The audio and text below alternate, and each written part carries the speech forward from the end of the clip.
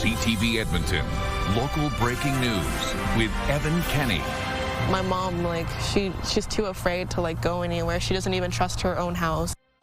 Targeted 3 times, businesses owned by the same family hit by arsonists and vandals. Good evening. An Edmonton business owner has had 2 of her businesses destroyed by arson and another vandalized, all in the last 10 days. The owner's daughter says her family is in shock. As CTV's Nav Sanga reports, they don't understand why they are being targeted. In the early hours Wednesday, 2 people in all black can be seen walking in front of a nail salon in West Edmonton. Then a loud bang, followed by the sound of glass shattering.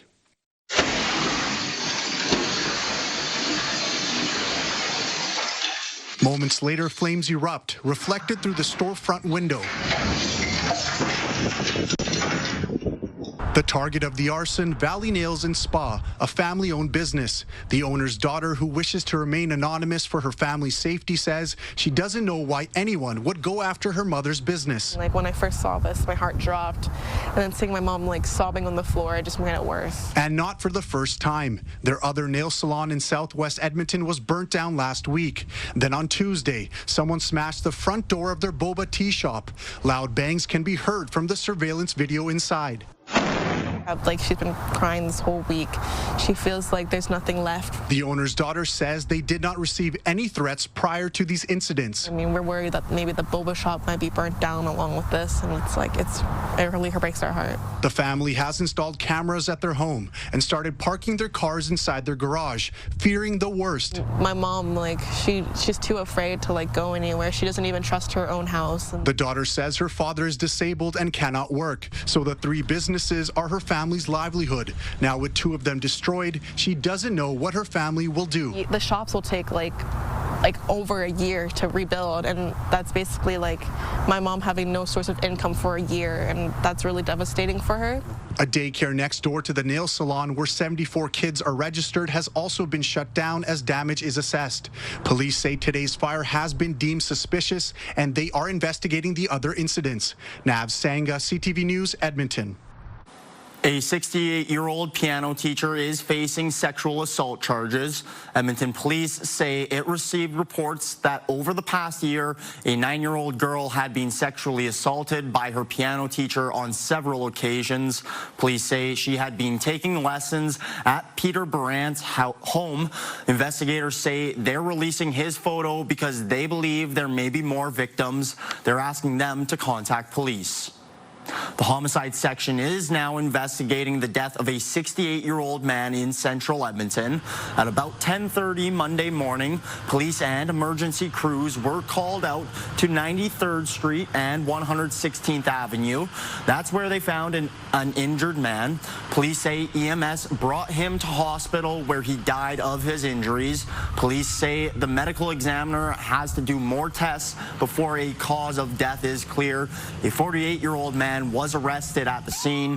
He has since been released. Police say the 2 men were known to each other. RCMP say they've foiled an organized car theft ring responsible for taking nearly 200 vehicles. Police say the group used the Alberta Registry's third-party authorization system to register fake VIN numbers under other people's names. These vehicle identification numbers were used to hide stolen vehicles. Since December, police say they've recovered nearly $2 million worth of stolen cars from across Canada and overseas, and officers are currently working to find more than 150 others. They've registered and insured the vehicles to then immediately report them as lost, so then they're getting money from the insurance companies. So if you had a $60,000 vehicle, they're registering it to this third party, they're then reporting it stolen. So not only they still have the stolen vehicle, they also have $60,000. 7 people are facing close to 100 charges. Edmonton police are warning the public about a series of apartment thefts in central Edmonton. EPS says someone broke into several units in a building near 106th Street and 97th Avenue earlier this month. Police say the thieves marked door frames of the units with glue to try and figure out which were empty for long periods of time. Police released surveillance photos of two men hoping for tips. Police say anyone going on vacation should remember to hide valuables and have someone check the property while they're away. Alberta Premier Danielle Smith says she's still hopeful there will be a way to resurrect the Northern Gateway Pipeline project out of BC. Plans for the pipeline from Bruderheim, Alberta to Kitimat, BC was rejected by then Prime Minister Justin Trudeau. Smith says her and BC Premier David Eby have a lot in common when it comes to energy projects. Smith says there's potential to take a new look at the plans. It may not be the same route. It certainly needs to have a lot more consultation. The first time that it went through, it had 35 Indigenous partners who were equity owners in that, and that has to be the starting point for any new project. There has to be meaningful engagement and meaningful economic involvement of nations. BC's Premier says he agrees with Smith that there is a lot of work to do on a project that would create great economic opportunities for both provinces. He says the pipeline would need private sector support before BC can turn its attention to it. Two former UCP MLAs trying to relaunch Alberta's Progressive Conservative Party are working on a new partnership with the Alberta Party. This is a way that gets us official party status faster, but without getting caught up in all the legal games that the UCP seems to be playing right now to get in our way. Peter Guthrie and Scott Sinclair are trying to work with the Alberta Party. In a statement, interim Alberta Party leader Lindsay Amantia says, "We are exploring opportunities and partnerships that would raise the level of political discourse and refocus the conversation on improving the lives of all Albertans, not just insiders." Guthrie says he'd eventually like the party's name to change. He says he received a cease and desist notice from the UCP trying to prevent him from using the Progressive Conservative brand. Basically, what they're trying to do is throw us off course by dragging us into legal battles. But we're not quitting, we're adapting. And yes, this did slow us down a bit the last 10 days or so with this cease and desist maneuver, but really it's only fueled us. We reached out to the UCP for comment, but have not heard back. Guthrie says once everything is finalized, he will run to become party leader. Alberta taxpayers are on the hook for more than $140 million and potentially much more as the province settles one of 5 lawsuits over flip-flopping decisions on coal mining policies. It's raising questions about transparency, reclamation, and what happens next. CTV's Mark Villani has the story. $142.8 million is coming out of Albertans' pockets and being paid directly to Atrium Coal. It's really unclear. It's not transparent about how that was calculated. It's the first confirmed payout in a $16 billion lawsuit filed by 5 companies, all demanding damages over the province's shifting stance on coal mining. The settlement was posted to Atrium's website and never publicly announced by the government. As part of the deal, Atrium will surrender its coal leases. $6 million of the payment is also being held back until the company completes site cleanup. But questions are mounting about how this dollar figure was reached and whether the company will follow through on its obligations. Concerning that we're paying out these companies these settlements when they haven't actually fulfilled their legal reclamation requirements and may not have the incentive to do so. Could have been spent on healthcare or hiring educational assistants, improving our education system. This latest payout stems from controversy all the way back in 2020. That's when the UCP government scrapped land protection rules and opened the eastern slopes to new coal development. Some First Nations groups expressed consultation concerns at the time. Most do not or didn't know these coal companies were being invited. Should be very concerning to all taxpayers. But public outrage prompted a reversal a year later and a ban on exploration in sensitive areas. Companies that had already invested millions then took the province to court. 2 settlements have now been confirmed, but only Atrum has disclosed what it will receive. 3 other companies are still looking to cash in. I can't speak to the litigation or the details of the settlement. Instead, Alberta's Environment Minister says the focus now is on modernizing coal policy. Is going to maintain our high environmental standards and make sure that there can continue to be trust in those standards. But some say that trust is all but lost. Really concerned certainly about the damage that's already been done. Mark Villani, CTV News, Calgary. Ground has been broken on construction of a new school in the city's south side for Edmonton's Muslim community. This field on 86th Street and 41st Avenue will one day be home to the Omar Ibn Al-Khattab Academy. The school will also have a mosque built with it. It will accommodate about 300 students in the first phase. Eventually, it will be open to more than 1,000 students. Organizers say it's important for the students to be able to incorporate faith into their studies.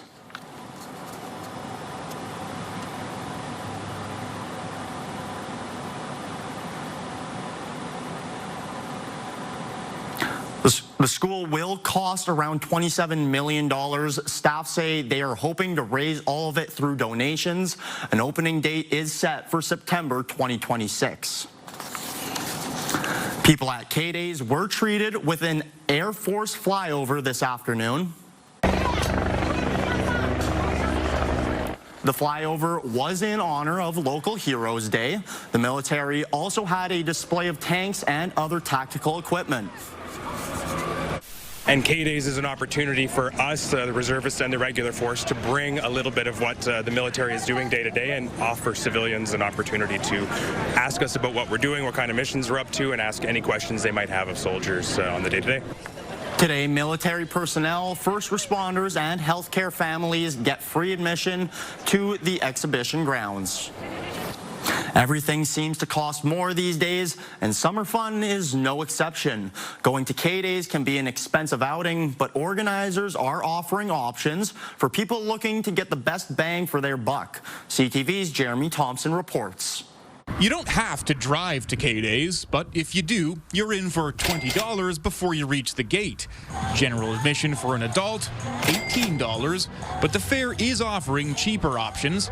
5,000 people got in for free on opening day. There have been special value days where a City of Edmonton leisure pass, library, or transit card got you through the gates. And K-Days has partnerships with local restaurants, too. When you go in and purchase a product with them, you'll get 2 complimentary K-Days admissions. Getting in is one thing. For some, the cost of everything else. Expensive, but like the experience is worth it overall. Hi, Martin. Carnival games are a big part of the fun. Most cost $10 per play. And then there's the rides. You can buy various ticket packs, but the big rides cost 15 tickets each. So the best bang for your buck is to ride all day with a $73 wristband. Pretty much anywhere you go and everything's pretty expensive. So yeah, you're kind of prepared to spend the big buck when you come to places like this. Food is the other K-Days staple. And what did this run you? About $130 for everything. And how do you feel about that? It's expensive, but everything's expensive. Not everything. K-Days has plenty to see free of charge. Nightly concerts and fireworks shows come with admission. And inside the Expo Center, exhibits like the Indigenous Experience feature free events and activities. We're turning this into a dirty Red Bull. Of course, you can spend money, too. This will cost you $11 here at Starburst Cree Lemonade. How much for a corn dog? $10? Could I get a corn dog, please? It's an extra $3 for the dill pickle mini donuts. I think I probably got to do that. The dill pickles are $12.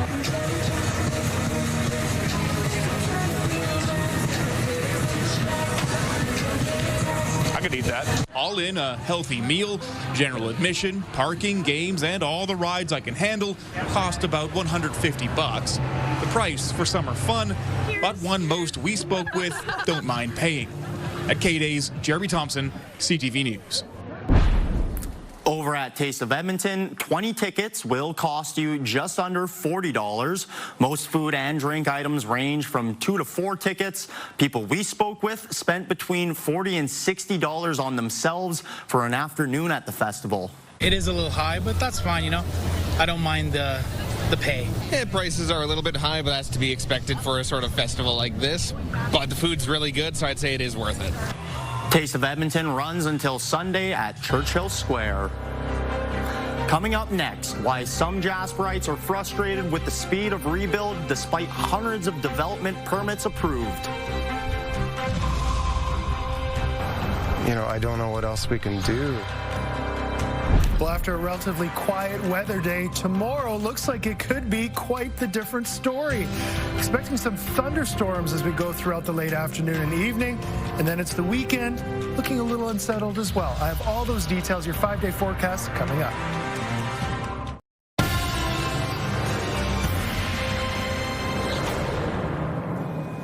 One year after a wildfire destroyed about a third of Jasper, the town is bustling with tourists like usual, but many Jasperites' lives are still upside down.